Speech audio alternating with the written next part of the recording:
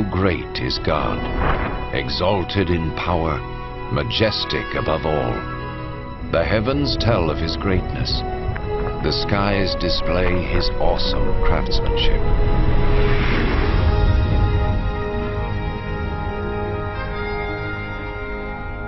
Day after day they continue to speak. Night after night they make him known. In creating the heavens, God also created the earth and formed man from the dust of the ground and breathed into his nostrils the breath of life.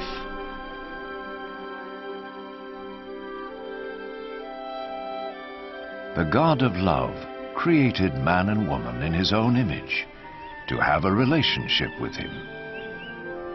And so in the beginning they revered and honored God and lived in harmony with him.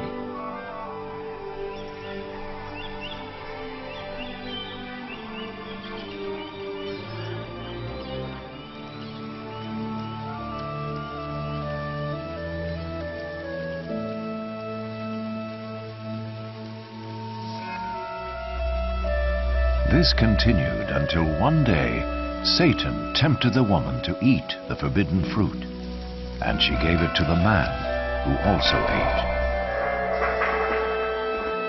In so doing, mankind rebelled against God and went their own way.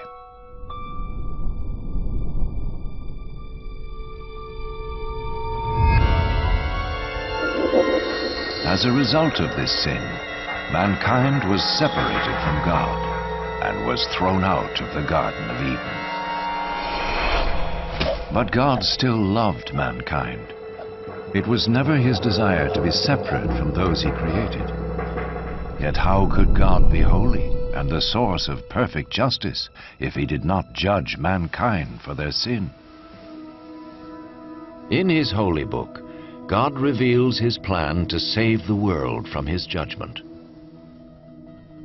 One of the first to see this plan unfold was Abraham.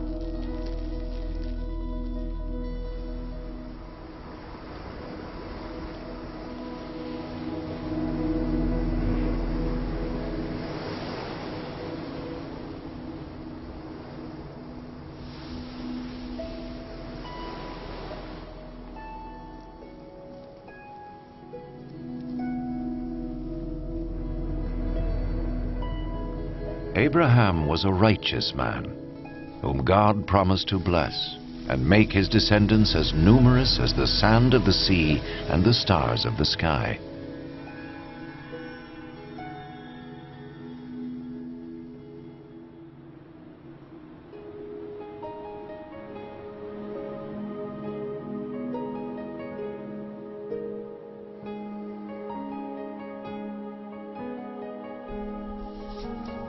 To test his obedience, God told Abraham to sacrifice his son as an offering to him. Abraham trusted God and sought to obey him.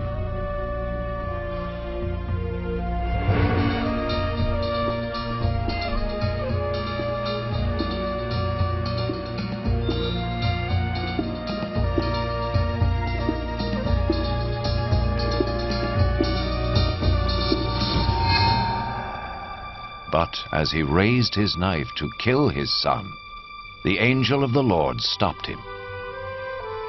He saw that Abraham feared God and was willing to obey him. Then Abraham saw a ram caught by its horns in a thicket, and he sacrificed the ram instead of his son as an offering to God. And so God showed Abraham that a lamb or similar animal was to be slain as a temporary covering for sin until God would provide his ultimate sacrifice to pay for the sins of mankind. Instead of sin separating man from God, the sacrifice would restore their relationship.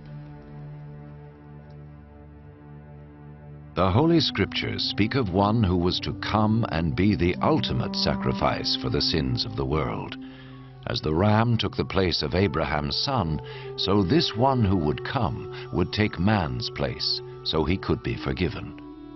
Some refer to this person as the Messiah, the one who would come and reconcile the world back to God once and for all.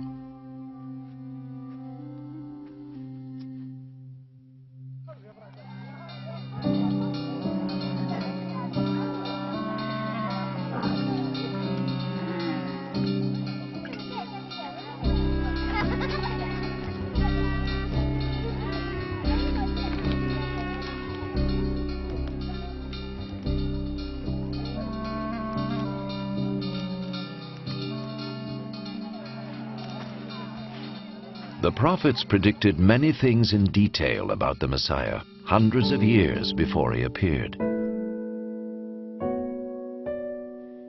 The prophet Isaiah foretold that his birth was to be a miraculous one.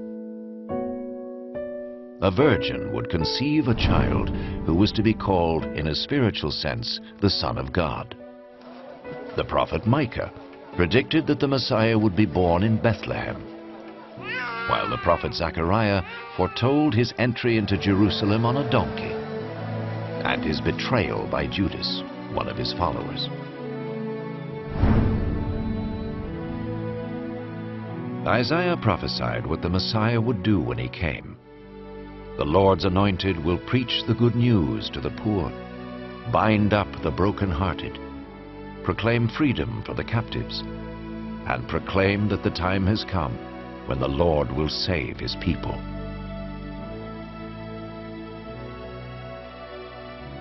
So who was the Messiah? In the 1st century, a prophet came called Jesus. Some thought he was the one the prophet spoke about. Could this be? Did his life fulfill what was predicted of him? Was Jesus more than a prophet? What follows is his story, based on eyewitness accounts as recorded in the Holy Scriptures. An actor plays the part of Jesus, and though no actor is worthy of such a role, it has been done so that we may understand and benefit from the life of Jesus.